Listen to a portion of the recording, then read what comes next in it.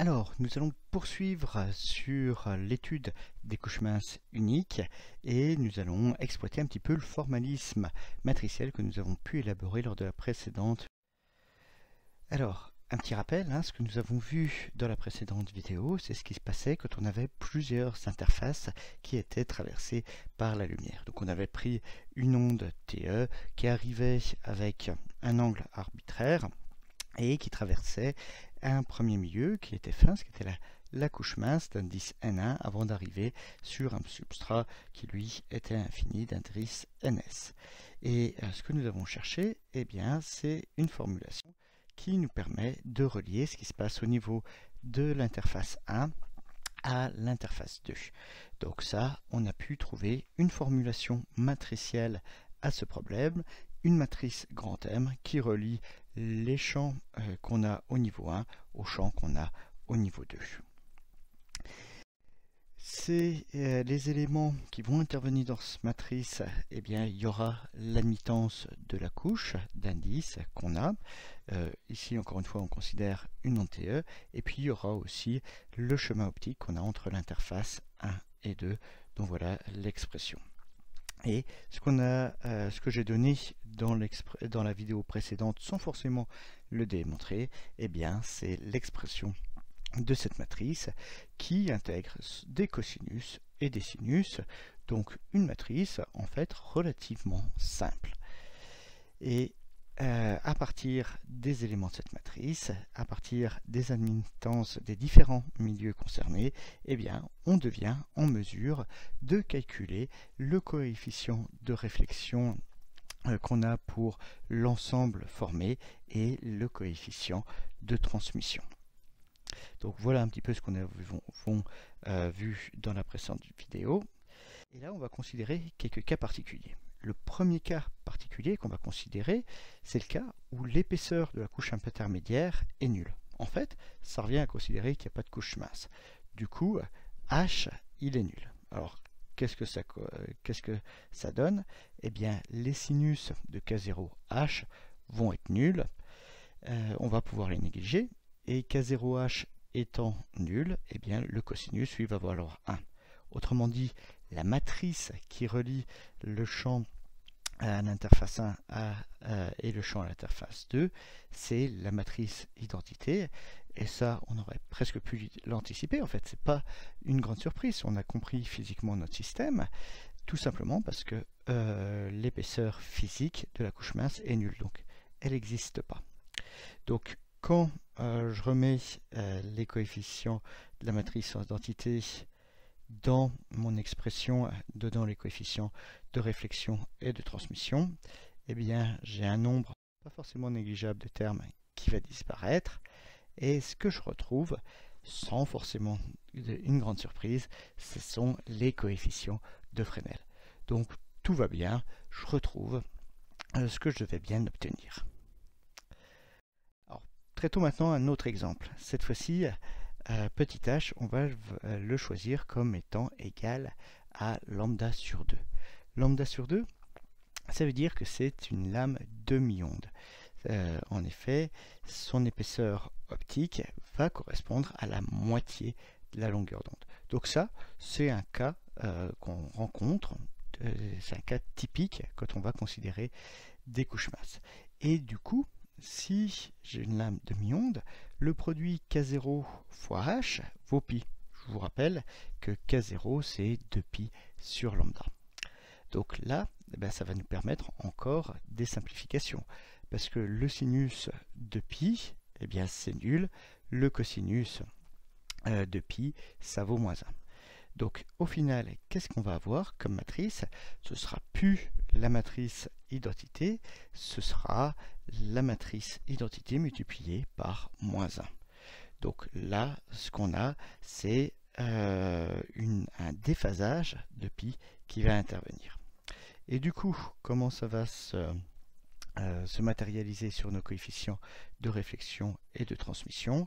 On va avoir, comme dans le cas précédent, un nombre non négligeable de termes qui disparaissent et on va retrouver des résultats qui sont très similaires au résultat qu'on avait vu dans la partie précédente.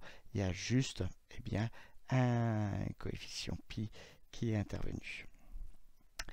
Donc là, on ne peut pas dire que cette lambda sur 2 ait une action qui soit très notable. Il n'y a pas eu d'action, mis à part ce déphasage de pi qui est apparu. Alors, troisième cas qu'on étudie, et là, au lieu de prendre l'épaisseur optique qui est égale à la moitié de la longueur d'onde, on va choisir une épaisseur optique qui est égale au quart de la longueur d'onde. Et ça va nous conduire à avoir le produit K0 fois H qui vaut désormais pi sur 2. Alors, ça va conduire à quoi ça? Eh bien, cosinus de pi sur 2, ça vaut 0. Donc là, ce qu'on voit, c'est que les deux termes sur la diagonale vont s'annuler. Et puis, sinus de pi sur 2, ça vaut 1. Donc, notre matrice, pour une couche lambda sur 4, ça va rester une matrice simple.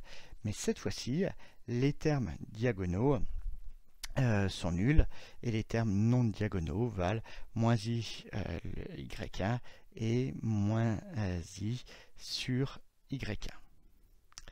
Alors, si je bascule tout ça dans le coefficient de réflexion, dans le coefficient de transmission, eh bien, on voit qu'il y a un certain nombre de termes qui s'annulent. Ce n'est pas les mêmes que la fois précédente et on aboutit à une nouvelle expression des coefficients de réflexion et de transmission.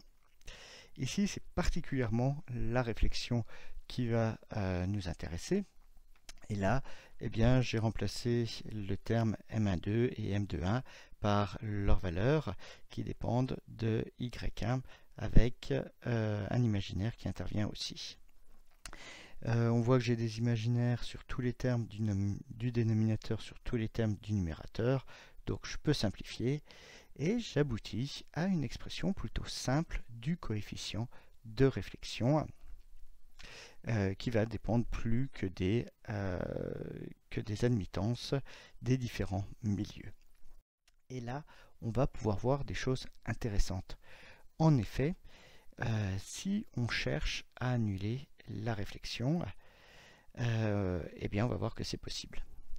Alors, juste avant, on va faire une hypothèse supplémentaire, c'est-à-dire qu'on va se placer en incidence normale. Pourquoi? Parce que ça va nous simplifier l'expression des admittances, mais ce n'est pas forcément quelque chose qui est obligatoire. On peut très bien imaginer travailler avec une incidence qui est oblique.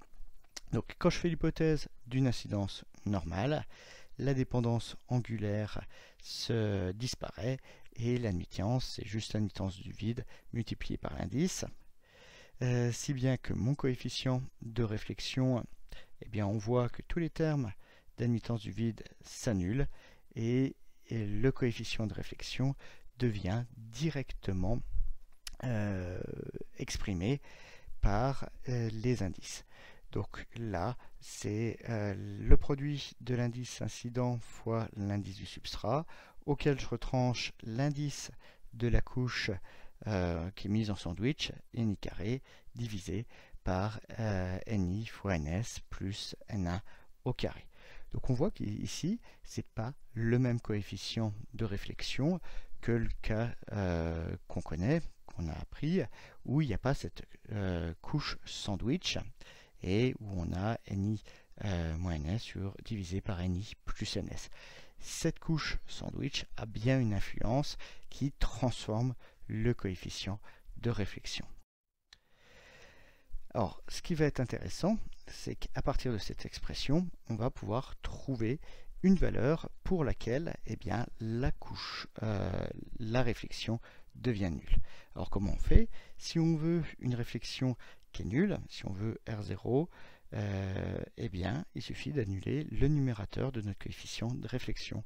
Et ça nous donne comme valeur de l'indice, comme valeur de N1 pour la couche mince, que N1 doit valoir la racine carrée de l'indice incident fois l'indice du substrat. Donc si on choisit bien l'indice de la couche mince, on est capable de supprimer la réflexion totalement. Ce qui n'est pas possible quand on a une seule interface. Il n'est pas possible de supprimer complètement la réflexion à incidence normale. C'est possible de la supprimer quand on est à l'angle de Brewster, mais ça demande eh bien, une onde avec une polarisation particulière et un angle bien particulier. Ici, on est dans une configuration à incidence normale. Donc là, ce qu'on dit, c'est que la couche mince nous a permis d'établir un traitement anti-reflet. Il y a quand même quelques limites, parce que il nous faut trouver le bon verre qui nous permet d'avoir eh bien, la condition vérifiée, c'est-à-dire l'indice du verre doit correspondre à la racine carrée du produit des deux indices avant et après la couche mince. Ce qu'on voit aussi, c'est que le choix des verres est limité.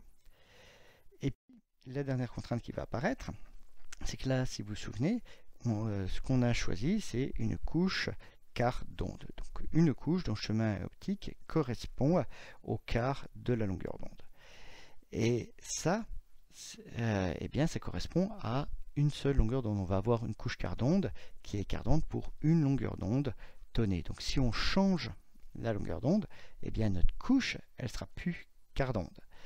Donc du coup, le traitement anti-reflet, il sera parfait qu'à une seule longueur d'onde. Et quand on va s'écarter de cette longueur d'onde idéale pour laquelle la couche est quart d'onde, eh bien, on n'aura plus annulation de la réflexion, elle va légèrement remonter. C'est ce qu'on voit ici. Notre traitement anti-reflet est optimal dans les longueurs d'onde autour du vert du jaune, et puis la réflexion remonte ensuite, mais là notre réflexion elle reste meilleure que la réflexion si on n'avait pas fait de traitement anti-reflet. Sans traitement anti-reflet, on est aux alentours de 4%, et ici on voit qu'on est bien en dessous de 4%. Donc il y a quand même un intérêt à faire ce traitement anti-reflet.